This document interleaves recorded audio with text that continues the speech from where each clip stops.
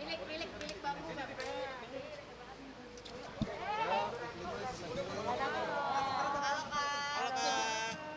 Buka nggak nih? Buka. Ini mah nggak bisa mundur ya. Maaf ya masih bengkak. Iya, Sebelah. gimana Kak tadi? Alhamdulillah pemeriksaannya lancar. Eh, makasih buat abang-abang ya yang udah nemenin aku hari ini sehingga semuanya berjalan dengan lancar, nyaman dan semoga cepat selesai. Ada berapa pertanyaan yang diajukan nih Kak? Banyak banget yang pasti banyak banget. Seputar apa nih Kak kalau boleh tahu? Di dalam inti dari pertanyaan ini. Intinya ya seputar permasalahan yang lagi ramai saat ini. Tuntutan yang dilayangkan oleh Bang Hotman ke Kak Iklima mungkin apakah yang dilaporkan ke Baris Krim? Itu ya. Abang mungkin yang jawab kalau masalah ini. Bang, mungkin Bang terkait kegiatan hari ini bisa dijelaskan Bang? Bismillahirrahmanirrahim. Assalamualaikum warahmatullahi wabarakatuh. Terima kasih kepada rekan-rekan media yang setia menunggu kita sampai acara selesai. Tadi Mbak Iklima Kim sudah diinterview terkait dengan laporan Pak Hotman Paris Hutapea. Ada banyak pertanyaan, kalau tidak salah tadi ada 37 halaman yang udah disampaikan, dan semua cerita, semua fakta sudah dituangkan secara benar, secara baik, tanpa ada rekayasa dan sesuai fakta yang ada. Tentang apa-apa yang ditanyakan secara detail, saya tidak akan sampaikan secara detailnya. Karena apa? Masalah ini sudah masuk dalam ranah hukum ya. Nah, sekilas saya akan sampaikan terkait dengan masalah masalah ya tuduhan pencemaran nama baik terhadap Pak Hotman Paris terkait dengan ada dugaan bahasa pelecehan seksual atau kelainan seks. Yang intinya klien kami katakan bahwa bahasa-bahasa itu tidak ada keluar dari mulut klien kami, Iklima Kim. Baik itu bahasa pelecehan seksual, lebih-lebih bahasa kelainan seks. Yang memang menurut Pak Hotman Paris itu yang membuat dia sangat jengkel dan sangat murka dengan kalimat-kalimat seperti itu ya. Terus kemudian dari cerita-cerita tadi yang dirangkum dalam 37 halaman itu, setelah kami tim kuasa hukum membaca, mencermati dan menganalisa, maka ada dua kesimpulan besar yang dapat kami ambil dari masalah Iklima Kim ini. Yang pertama adalah bahwa klien kami adalah korban dari malpraktek profesi advokat. Ya, korban malpraktek dari profesi oknum advokat ya, yang kami tidak akan sebut namanya. Tentu publik media mengetahui siapa nama yang kami maksudkan itu. Kenapa kami katakan demikian? Baik dari bagaimana Iklima Kim ini menjadi kliennya dari awal itu ada cerita-cerita yang agak lucu gitu kan, yang seharusnya tidak patut, tidak elok, tidak etis seorang advokat melakukan itu. Kemudian yang kedua, dari sisi advice hukum yang diberikan, lebih banyak mengarah ke hal-hal yang pribadi, bukan pada poin-poin kasus yang dihadapi. Ya. Kemudian ketiga, tindakan hukum yang katanya mau diambil, yang kami lihat itu bukan tindakan hukum, bukan legal action, tapi legal politik itu yang dilakukan. Motivasinya mungkin ada dua. Satu, ingin menyerang seterunya yaitu Pak Hotman Paris, atau kemudian masalah ini dia ingin jadikan sebagai media untuk mendekati klien kami secara pribadi. Ya, paham sampai di situ? Bang, Nah, yang kemarin ngomong pelecehan seksual oleh Bang Hotman itu mungkin Kak Iklima atau pihak Bang Rasman mungkin kemarin? saya tidak mau sebut nama, intinya saya tegaskan bahwa yang menyebutkan bahasa pelecehan seksual, kelainan seksual bukan dari klien kami Iklim Hakim. Dan itu udah kita tuangkan dalam BAP interview tadi.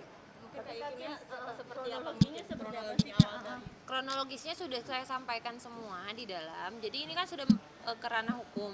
Jadi saya tidak bisa memberikan komentar yang lebih gitu.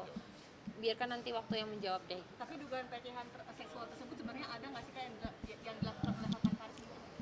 Itu no comment. Kalau untuk saat ini no comment ya. Udah kita serahin semua sama penyidik. Ya.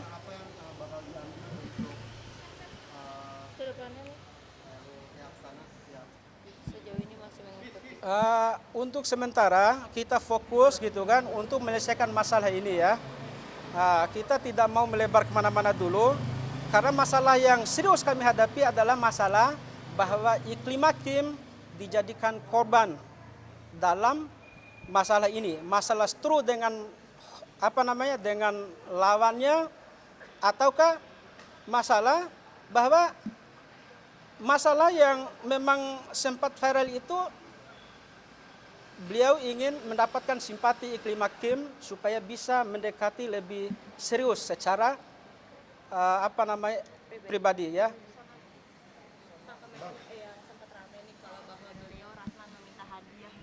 Oh iya. Iya. Intinya aku mau nanggapin itu juga ya, karena kemarin belum sempat aku tanggapin. Yang pasti hadiah menurut beliau itu kan dikuatkan dari statement KAD, istrinya sendiri yang ngechat saya langsung di WhatsApp mengatakan bahwa hadiah tersebut saya dapatkan dari Bank HPH, jelas menyebutkan inisialnya. Di sini saya jelas menampik itu semua. Saya nggak ada komunikasi sama sekali sama beliau. Saya nggak ada gimana-gimana, apalagi untuk mendapatkan hadiah dari beliau. Apa, atas dasar apa gitu, dan untuk apa? Yang jelas-jelas ya itu salah besar, dan saya juga sedikit tersinggung ya dengan ketikannya beliau itu. Tapi bener nggak sih Kak yang tentang beliau minta jatah kakak Iklimah mungkin dan sebagainya? Terus saya harus kasih apa sama beliau? Maksudnya ada kontribusi nggak? Misalkan dalam pekerjaan saya nggak ada kan gitu. Dan yang beliau tuduhkan orangnya itu adalah Bank HPH yang sama sekali saya nggak ada komunikasi dan itu nggak benar. Terus apa yang harus saya kasih gitu? Berarti selama beliau menangani kasus Kak Iklimah tentang pelecehan yang kemarin nggak ada kontribusi sama sekali nih kamu? Memblunder yang pasti, udah itu aja deh. Ya. Tapi bener nggak sih Kak waktu dulu masih dipegang Bang RN, Kakak tuh suka curhat sama dia, sama Bang RN sendiri. Saya suka fitnah Bang Hotman. Ini menurut pengakuan Bang RN sendiri. Yang pasti beliau tahu RN, beliau tahu sendiri kalau aku nggak ngomong banyak kok sama beliau gitu. Gitu aja. Berarti bohong. Nggak ada curhat, nggak ada apa-apa. Bahkan telepon pun ya perihal pekerjaan aja. Kalaupun memang di luar konteks itu aku nggak mau jawab, aku nggak mau angkat. Berarti nggak ada fitnah kayak kenapa sih mau fitnah Bang Hotman?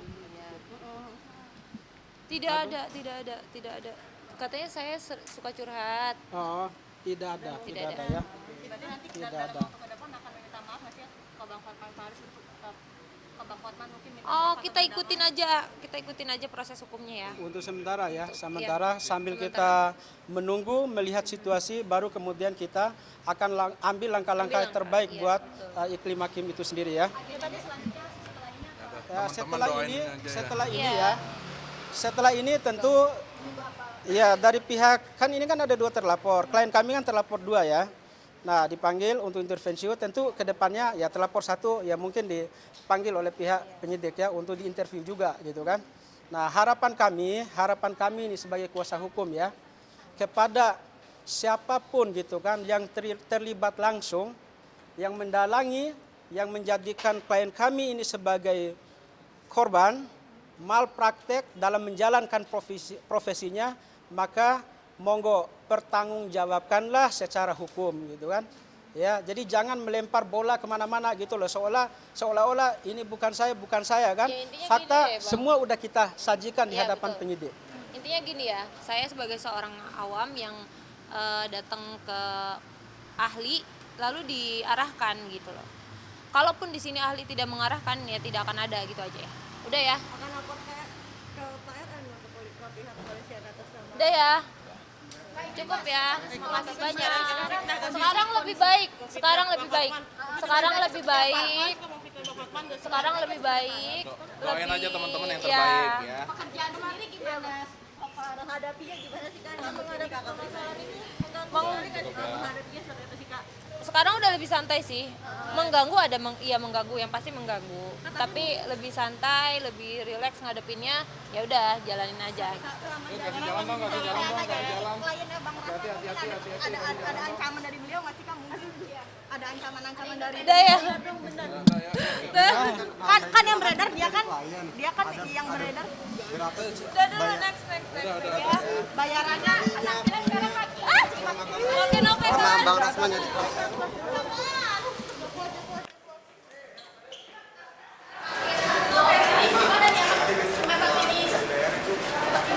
perawatan diri sekarang lebih mikirin diri sendiri atau gimana sih iklimnya?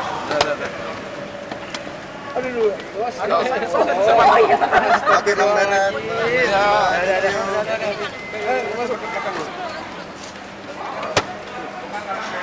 Oke ya. Thank you Bang.